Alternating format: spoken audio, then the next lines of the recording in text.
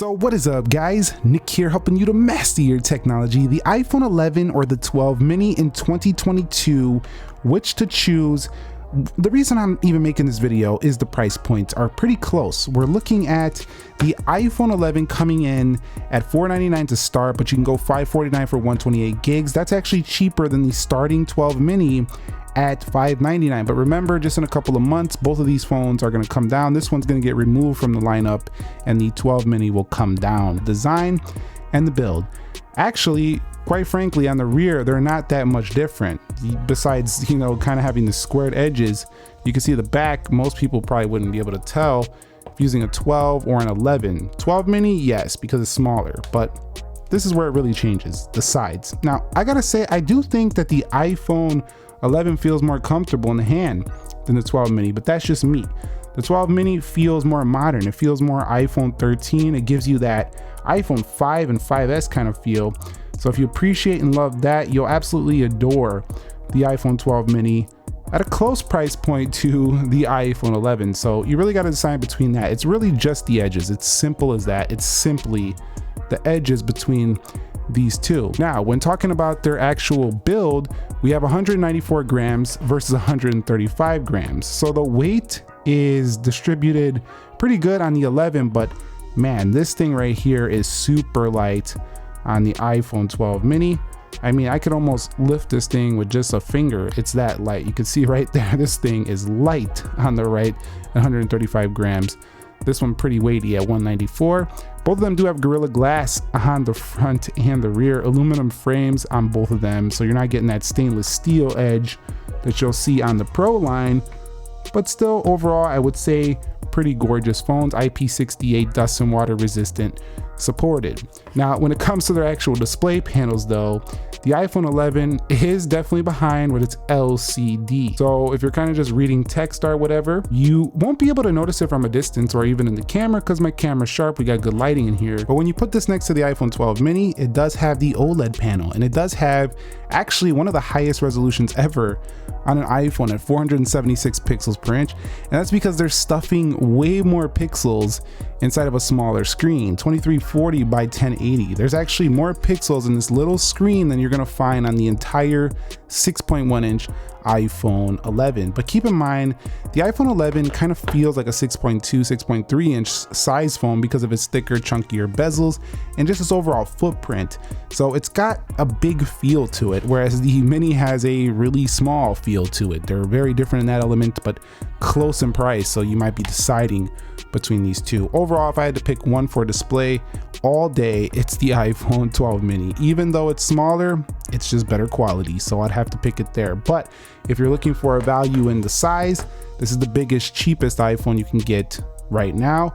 And I think if you look for it used, you'll find it even cheaper than those prices I talked about earlier, which are the Apple retail prices. Quality wise, it's the iPhone 12 mini all day, even though they do get brighter. You'll also notice, if you look closely here, let's zoom in just a smidge, you'll also notice that we do have much thinner bezels for the iPhone 12 mini. So if you appreciate thinner bezels, you'll really appreciate the iPhone 12 mini. That's a really good thing to note about each of them. And when viewing content and stuff like that on the phones, you'll see that the colors just pop a little bit more on the mini. In addition, the 11, they look good. Very, very simple LCD panel, kind of like a laptop computer, but they pop on the iPhone 12 mini. So do keep that in mind as well. Both of them do support similar display modes though, so if you do like to use True Tone and Night Shift and Dark Mode, you get that on both of them, so that's pretty cool to say about each. One thing to note about both of them is that you will get the latest software and latest versions here. As always with iPhone, the 11 is only a 2019 phone, so it's only 3 years in. It's got a couple more years, maybe 3 even, of updates under its belt. Maybe not that many more, we'll have to see, because with no 5G. And then of course you're on the latest 15 versions for the iPhone 12 mini. You can also throw the beta on here. It's really up to you. I don't have this current one on the beta. I haven't tested it yet, but you get the latest updates. It's as simple as that. The difference though is you'll get 1 more year. So if you're deciding between this and you're going the long term, I think the mini is the one to pick, even though it's smaller. And the reason why is that you're going to get yourself an extra year of support. Other than that, same type of experience. You got the app library, you got your universal search, you can add widgets, you got the same apps, it's the same experience. It's just one is on a larger screen, one is on a smaller screen. Now, when it comes to the performance, we're not gonna run a speed test here, but the iPhone 13 mini will take the win here because it has not only a slightly newer chipset, but it has a higher clock speed and the same amount of RAM. So I find it just to perform just a smidge better than the iPhone 11. It's not the end of the world. Like, if you pick either of these, you'll probably not even notice a difference, honestly, because iOS is super efficient. However, if you do want the better performance and you want it to be maybe an extra year of that, pick yourself the iPhone 12 mini. It just has simply a faster CPU. We don't have to go on and do a speed test right now. It's pretty simple to understand. It's a year newer, so it has a better CPU on board, a refined version of the really good A13 inside of it. So that's pretty cool. One thing to keep in mind though is that both of these do have the same amount of RAM. So they're both rocking out with 4 GB of RAM, which is not a ton, but it's something. So really good here in terms of that. That's pretty similar to the iPhone 13. I kind of wish they had 6 and the Pros had 8, but we'll see what they do this year with the iPhone 14s. As of now, RAM's not really one I would pick over the other. It's just simply the refined A13 and the A14. Definitely a little bit better in performance than the Apple iPhone 11. Let's talk about their cameras. Now, I've done tutorials on this phone. I've covered it multiple times. I've created a whole camera video on this phone. You know, I was hype about the iPhone 11 camera because I thought it was just an excellent camera for the money, and I still believe that to this day. But the pictures simply are better on the iPhone 12 mini. They're not incredibly better. As a matter of fact, this is not kind of a felt upgrade like the iPhone 12 Pro or the iPhone 13 Pro. Those go even further. But you do have a little bit better video quality on the iPhone 12 mini with some HDR video stuff.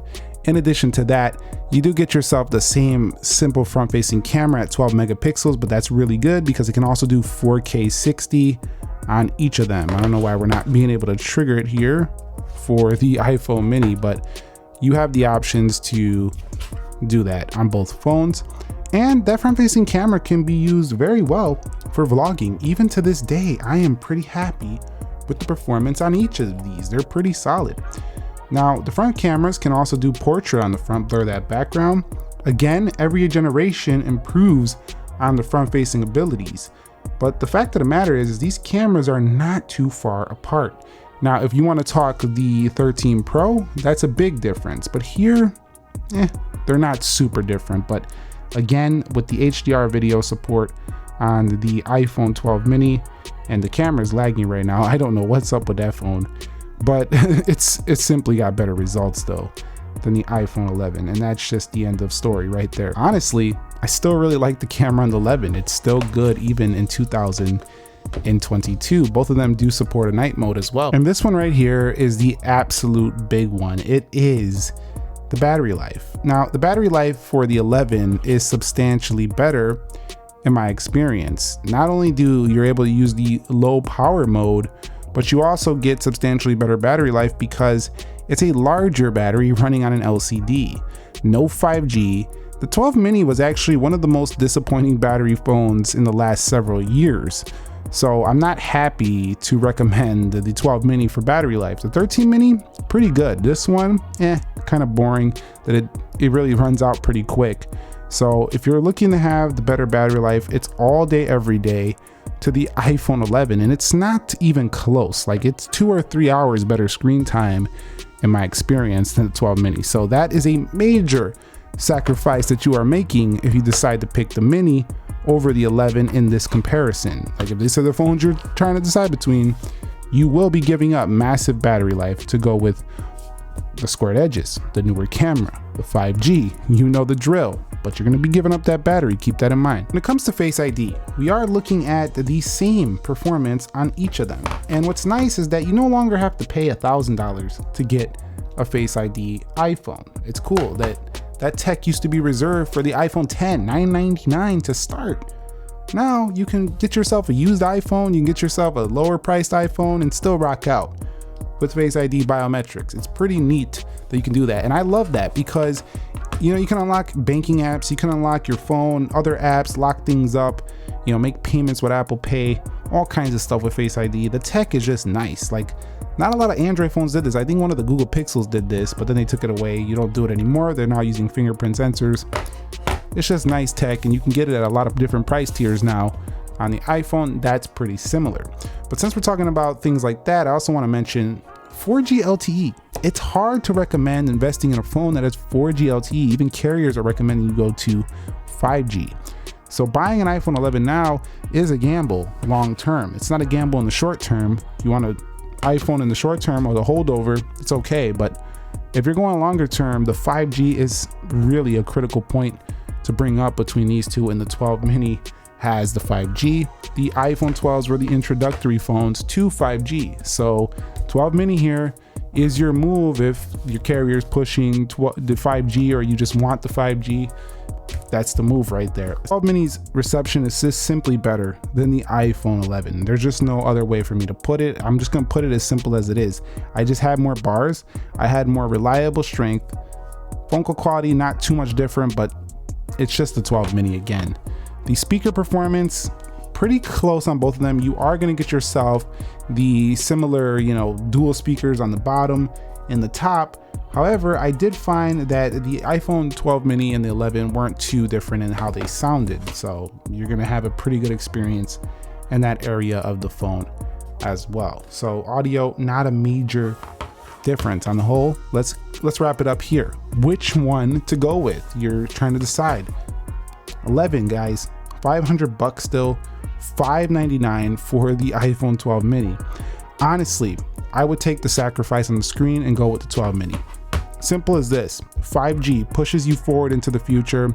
The phone feels like an iPhone 13. The 14 is going to retain the squared edges.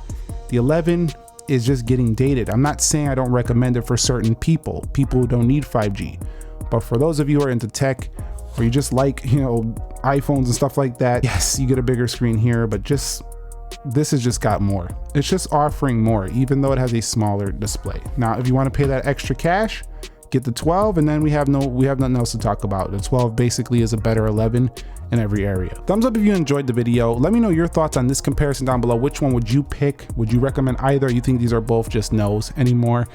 Apple's got so many iPhones. The iPhone name literally means multiple phones these days. It doesn't just mean one, hence all the comparisons you find on YouTube. Subscribe if you haven't already. I'll catch you in the very next episode. Love you all. Catch you on the next one. Peace.